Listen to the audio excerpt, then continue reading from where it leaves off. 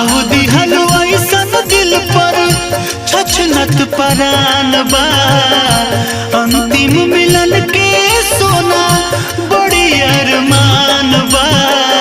जानता हर जान कुछ दिन के मेहमान बा।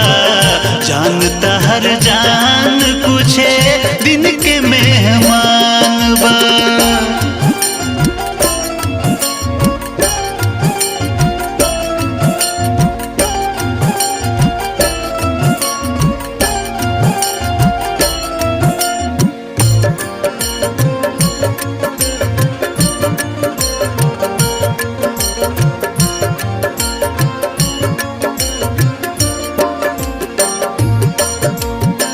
मिलबू न तो काहे सपना संजोइला।